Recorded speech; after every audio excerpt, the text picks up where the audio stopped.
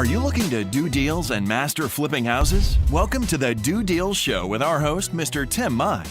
As a successful investor and mentor to many real estate investors, Tim's students consistently run 6- and 7-figure investing businesses. Each week, you'll hear from top real estate investors who share the best strategies, systems, and secrets that you can use to be more successful. Tim and his guests will pull back the curtain for you to learn their exact tactics, tricks, and tools that are working best right now in today's real estate market. Now, let's welcome Mr. Tim Mai. Well, hello, welcome to this Heroes Mastermind interview. I'm your host, Tim Mai. Today, I have J. Paul Mills and Mike Flowers on the line with us. And, we're going to interview J. Paul and Mike on how they went from 0 to 15 deals in just 5 months. Right? And then went on to triple that number the next year, 45 deals. They do a variety of different marketing, but one of the ones that they're really strong in is bird dogs to bring them deals. So excited to have both of them online with us. J. Paul, Mike, welcome, buddies. Thanks. All right, great. So why don't we start with you guys sharing with us a little bit about yourself, how you got started, and how did you guys get started together? So I was working about a 60-hour a week job, and basically just wanted a way out of it. I was tired. I wasn't making that much money. I was working 60 hours a week. Never really got to see my family, things like that. And so I wanted to find something different. I heard the Fortune Builders thing come through town, so I went to their little one-night seminar.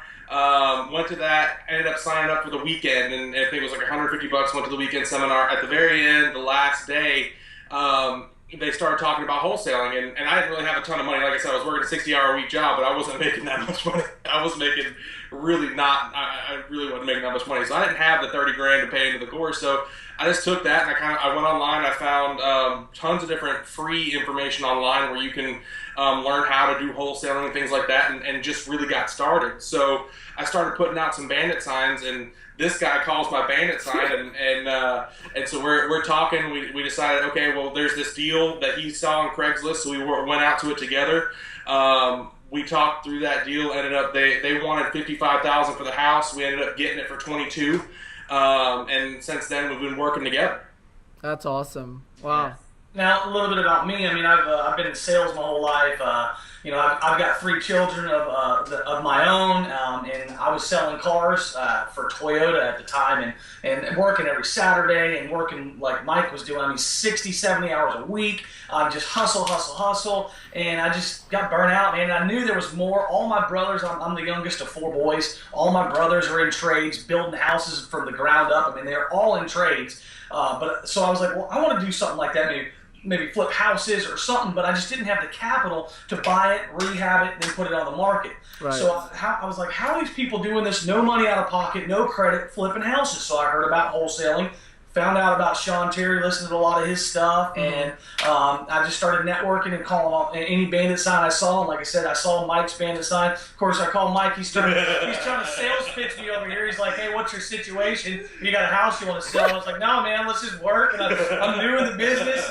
So, and then like I said, I found that lead on Craigslist, and I didn't know anything about what I was doing. And, I was like, hey, you want to come check this out with me? We'll split it 50-50.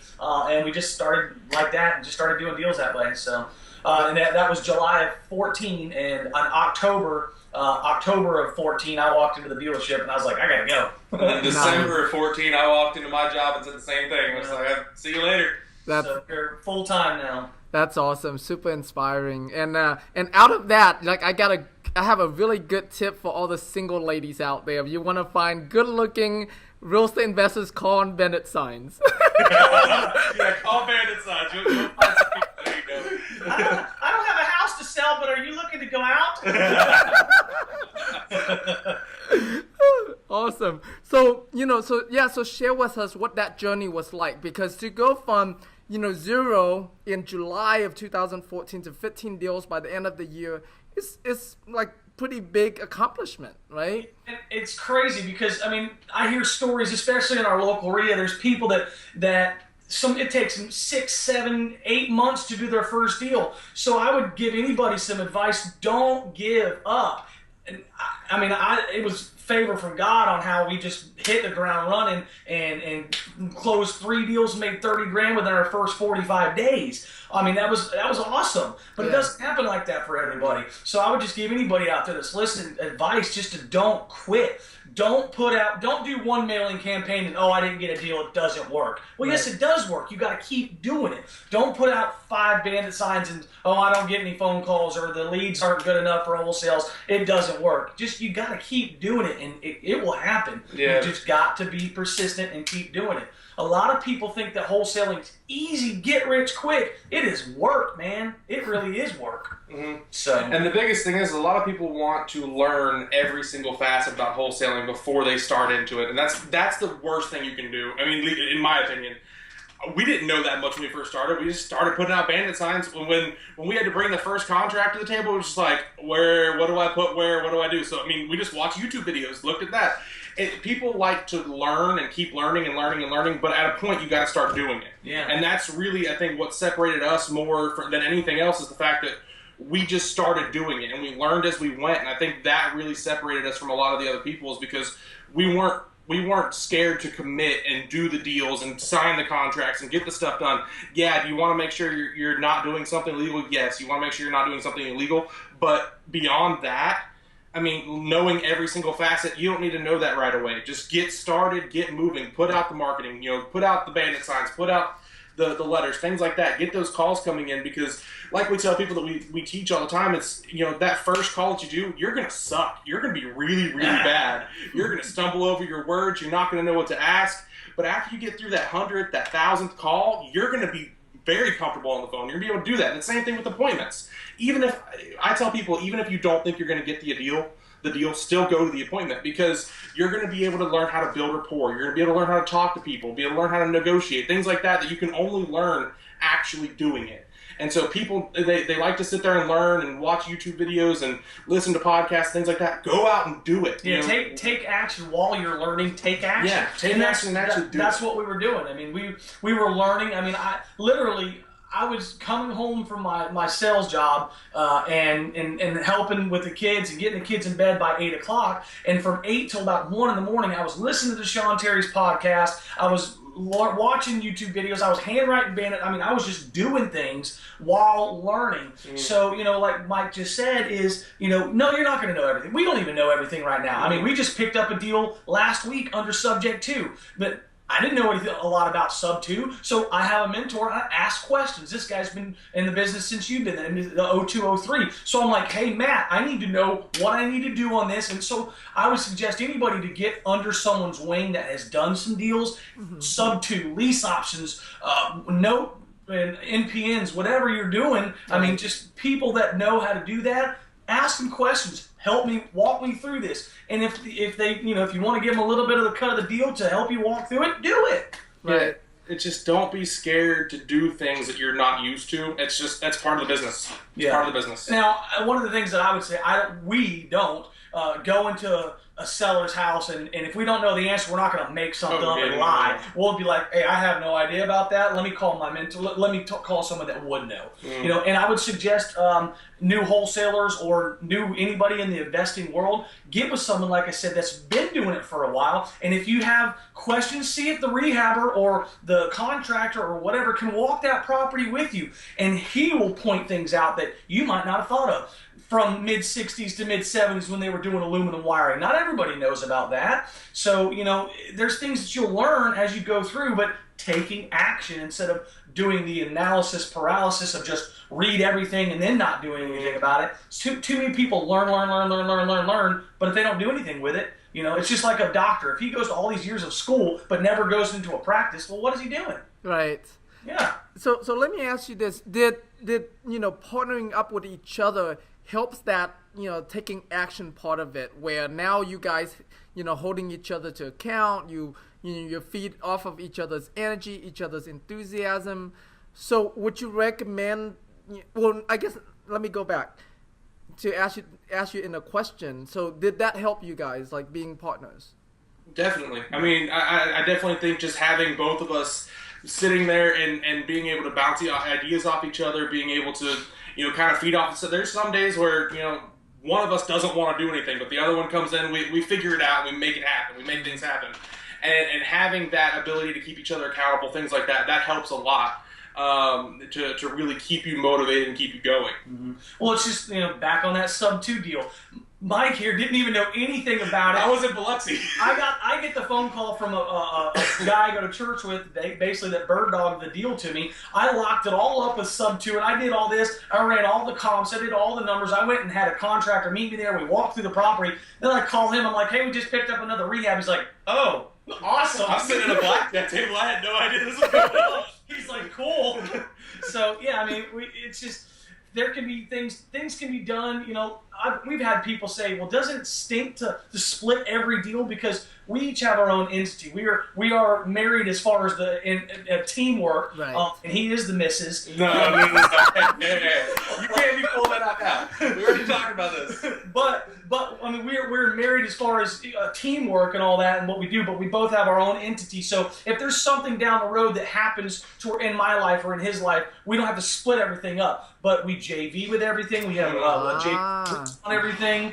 All right. So the way you guys have it structured is that you on paperwork, you each have your own businesses. Yes. And the two businesses do deals with each other and split money per deal. Exactly. On our purchase agreement, on the buyer's side, on the buyer's line, he's got his LLC and I've got my LLC with the and/or signs on everyone.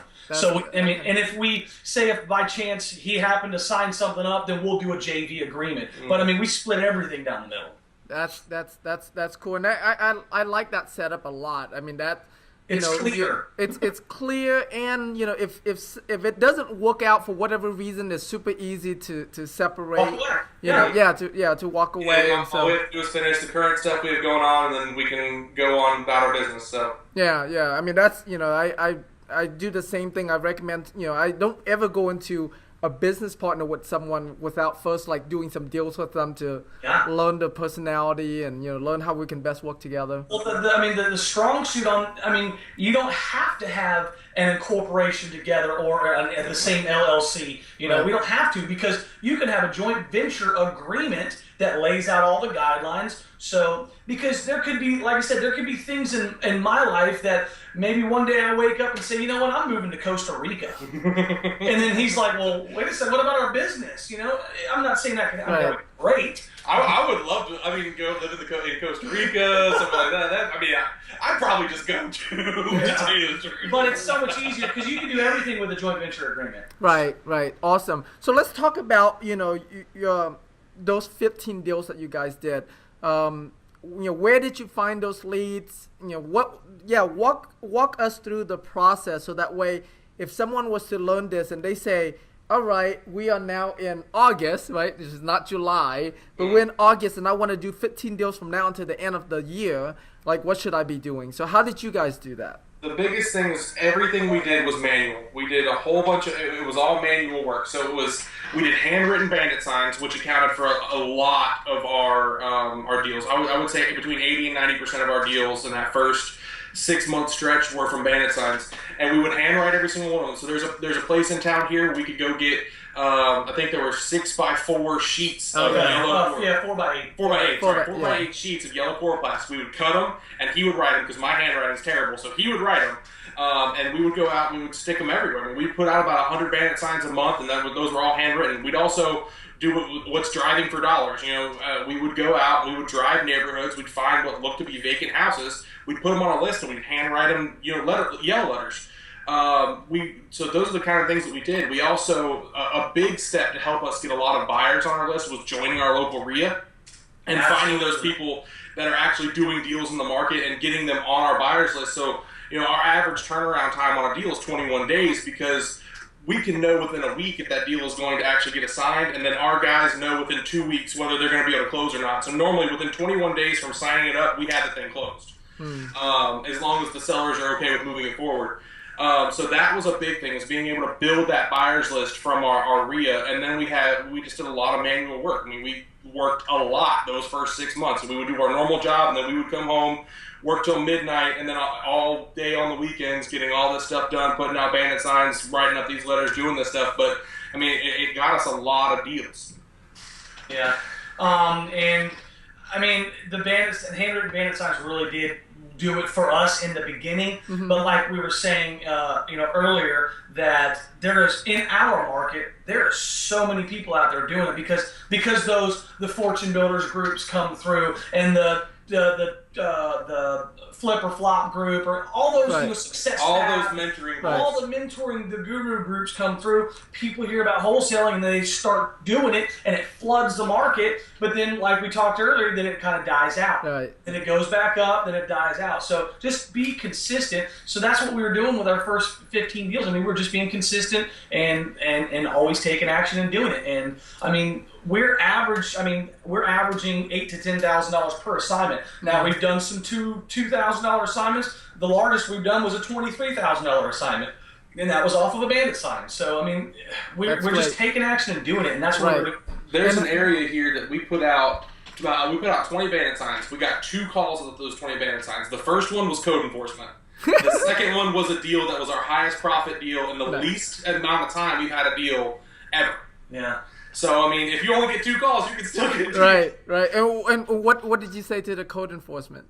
He wanted us to come back out and take the signs down. I mean, we were already like 25 miles away. There was no way we were getting out there that same day. Right. So we told him the truth. There's no way we can get out there today, but we will come out there and make sure those signs are down. And we did eventually come and make sure the signs that he was showing were telling us to move were down or moved in the right spot. And a lot of them were taken up by that point anyway. But in that time frame, we got another call that made us a $23,000 profit that we assigned the same day we picked the contract up. We assigned it to somebody and made $23,000. Nice, that's awesome.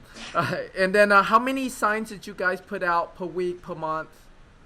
We're doing about 100 a month is what we've been doing. Okay. We noticed that whenever all the bandit signs are out there, we kind of slow down a little bit. We'll do about 50 a month in different areas, but we're consistently doing a lot of direct mail too. A lot of what we do is we see where other people are putting their bandit signs out. So what we'll do is we'll kind of take them back from that area. So like here at Escambia County, which is the county that Pensacola's in, there's 5 to 10 bandit signs on every single corner.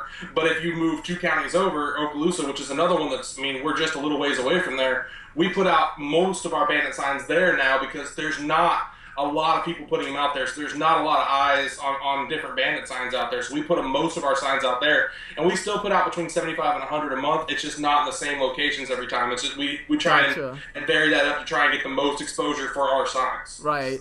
And then that's really great idea of going where other people are not putting theirs out, right? So you get more eyeballs onto your signs. And so when you put out 7,500, do you do them all at once or do you spread them out like a little bit each week or what?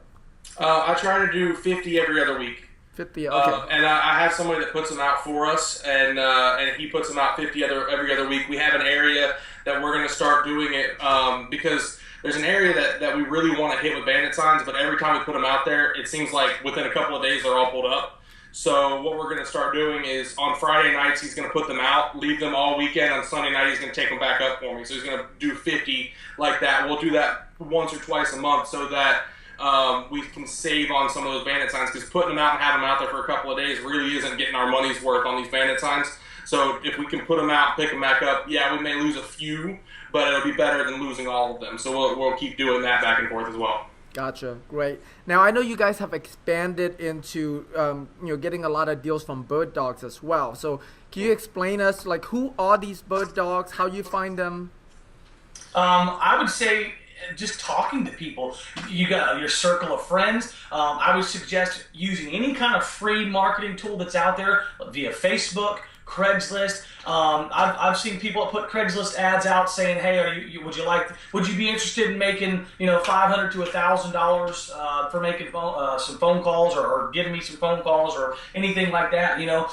People I go to church with, people that he knows. Just talk to everybody. Hey, let them know what you do. Let them know that you buy houses. Maybe you don't have the capital to buy the houses, but your end buyer does. So when you let these people know what you're doing, that you're flipping property, properties and you're you're looking for vacant or whatever the kind of property is, I would suggest saying, hey, look, if you bring me some vacant properties or people that are wanting to sell and sell now, maybe they inherited it, just send me tell that bird dog, send me that lead. If I close a deal, we give them $500. Yeah, and if it's a big deal, we'll even up that to $1,000 and just kind of give them that more motivation. Now, another thing that we do is there's a lot of different careers and things that drive a lot, and one being postal workers. Right. So what we do is when especially if we're in a neighborhood looking at houses where we're going on appointments, things like that, if we're in that neighborhood already and I see the postman running around, I'll walk up to him and tell him, hey, you're the one that's going to be looking at these houses a lot. You're going to see if they're vacant. You're going to know if they're accepting mail or not. And I tell them, I give them my business card and I say, hey, I buy houses. I'm looking for houses to buy. If you send me a lead on a vacant house or one that you think is vacant, I'll pay you $500 if I close on it. And most of them, some of them are going to be are not going to want to do that, but most of them will send you those leads in anticipation of the $500. And right. we've given out quite a few $500 checks, and they're always real happy when they get them. So that gets us a lot of leads. Another one is the company I used to work for did DirecTV installs. And those are more people that drive around a lot. So if you find DirecTV installers, cable installers, people that have to drive to these residential neighborhoods all the time, those are the people you want as bird dogs, because those are the people that are going to be seeing these houses day in, day out, going to these neighborhoods, going through residential areas. And then you don't have to do that driving for dollars as much because they're already hitting those big major neighborhoods, and they'll send you those leads. That's good. Yeah, good. Definitely good tips. Okay, and then so you offer these guys or these people $500 referral fee. Do you just talk to them about it? Do you actually have business cards that talks about your $500 referral fee that you hand out to these? We kind of just talk to them about it, and that's really what we've done is just kind of explain to them what we do and what we what we're looking to do and what we can do for them if they if they could send us some deals. So on my card, it doesn't say anything about the $500 fee, but on the back of all of my cards, you can see it says I buy houses cash fast. Yeah. Uh-huh. So I give one of these business cards to every single one of them so they can see I definitely buy houses, and they have that phone number on the back too, so they can give this to other people. I'll even give them a little stack of them too that they can give out if they want to, and I tell them they can write their name on it, and then if they tell me the name, then I know who to go back to, things like that.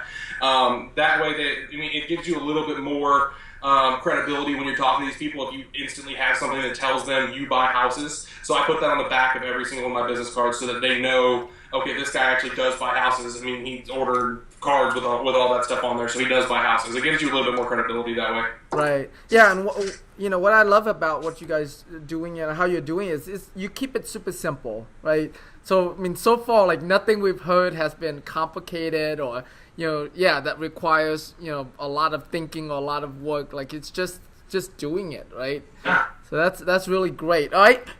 What are other? I know. So we talked about bandit signs. We talked about bird dogs. I know you guys are big on direct mail as well.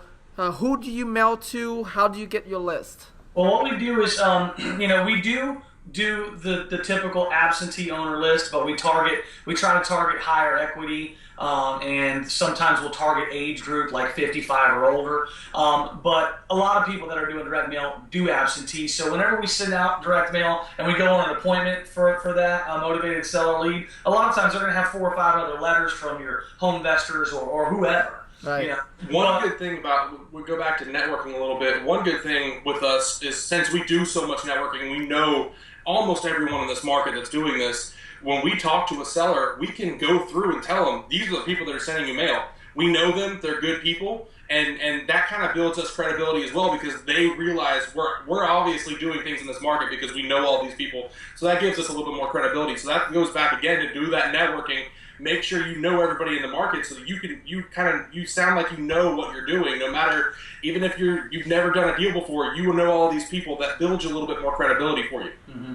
Another thing that we also hit each month we hit probates. We also hit tax delinquents. We hit code violation liens. And we've done a little bit with like some divorce leads. We've done a little bit with evictions, but we haven't really seen a lot of fruit from that. But we do like the probate, we do like the tax delinquent and the code enforcement, because that is basically a certain situation where they probably need an out, So, and it also goes back to the same thing I was talking about with bandit signs, is where when we see there's a lot of people hitting a certain list, so we see everybody in this market is hitting that absentee, 10 plus years of ownership. A lot of their times are doing the out of states, things like that. And that's a very low barrier to entry to get that list. I mean, you can just go to ListSource, download it, you're done. There's some other lists like tax delinquent, like divorce, like you were saying, the evictions. Those are a little bit higher barrier to entry for the simple fact that you actually have to go. I don't think they do tax delinquent on ListSource, but I'm not sure. I don't go there very often. But I mean, for us, we actually have to go to the county, get the list, and then I sit down and I build our list out of that tax delinquent. So it's a little bit higher barrier to entry. So I know not as many people are going to be mailing that list, right. And we're going to have more people that are focused more on our stuff rather than other people's stuff. So that helps us as well, be able to target our marketing where other people aren't necessarily targeting theirs. And it comes back, if you are going to do that higher generated list, so that absentee, things like that, if you're going to do that, you have to make sure you're consistent and you're sending the mail on time every time, so that you're the only one. They may have 4 cards from other people, but they have 6 of your cards sitting there, and so they know you're sending mail every single month. That means if you're going to hit those absentee owners, you're going to hit those lower barrier to entry lists. You have to make sure you're consistent to build more credibility even before you ever get the phone call. Right. And do you guys send out the same card every month, or do you send out different versions of them? It varies between. We have about 4 different cards that we use, and then we also for our probate, they go on a 5-letter series that lasts 6 months. So we skip 1 month in there, and then the last letter will come on the 6th month. They're all different. It really depends on the different mailings. Right. But yeah, we have 4 different postcards that we normally send, and we'll vary those back and forth. We've also done some yellow letters as well, but yellow letters obviously are a little bit more expensive, but they do get a higher response rate. Now, we've tested some things with our cards where we're getting pretty good responses, but the general idea is, everybody's wanting response rate, but I can send out a postcard that has a certain message on it, and I'll get 100% response rate. If I say I'm going to pay full retail on your property, of course I'm going to get a lot of response. So really, the bottom line is response rate is really irrelevant. It's how many can you convert out of that. That's the conversion rate is the key. And like I said, you can send out a postcard and you send out 1,000 postcards and get 1,000 phone calls. Well, it's probably because the message you said on there. It's how many deals you convert is the key. And that's the reason we kind of switched more into postcards rather than yellow letters. Yellow letters would get us 17 to 20% response rate, but not only that, but I would have to hire another VA to come through and do calls because I had too many calls coming in, things like that. So when we started doing postcards, we realized, okay, we're getting about half the number of calls. The deals are relatively the same. We may have 1 or 2 less deals from it, but I have less expense in assistance. I have less expense in actual mail pieces. I can send more. I can touch more leads. I can know where everything's going. So we realized that postcards, while they may not give us as high of a response rate, the deal rate was around the same, and they're much more efficient as far as your cost versus what you're going to get out of them. Gotcha. Awesome. Now, I know you guys started, teaching other people, how to get into wholesaling as well. How do you like that? How do you like the teaching part of things? We like it. We always make stupid, crazy little videos and post them on like wholesaling houses full time, and just funny things that we're doing in our business. And so we have no problem being out there. And we were new when we started, so we enjoy helping people. Just like I like hearing some people that have called and asked me some questions or Mike some questions, and then they finally get their first deal and they're hyped up about it. It's a good feeling to know that, hey man, this guy just made $8,000 on his first assignment. That's awesome. It's a good feeling. Right, that's awesome. Well, so here's a big question for you guys. Ready? So here at the Heroes Mastermind, we see that all entrepreneurs are heroes. Right, because of the commitment that we offer our family, our employees, our clients, right? do you guys, and especially when you have students, like, do you see yourself as a hero or as heroes? Yeah, absolutely. Sure, yeah. I mean, I guess I've never thought of it in that term, but I mean, I guess, that makes sense, yeah. Okay, all right, great. So thank you so much, guys, for this awesome interview. We're gonna wrap this up now. If people want to, learn more about you, check you out, connect with you, where do you want to send them? I mean, Mike and I are both on wholesaling houses full time. The Facebook group. Thanks, Alex Youngblood. So you can find us on Facebook there. I am J. Paul Mills. Mike Flowers. And obviously we got our emails and stuff. If you wanted that, I can give you that. It's JPAUL JPaul at newcreationinvestments with an S.com. And mine is Mike Flowers at homeaboveproperties.com. Properties is plural. And if you have any questions, just shoot us emails. We normally get back to emails pretty quickly.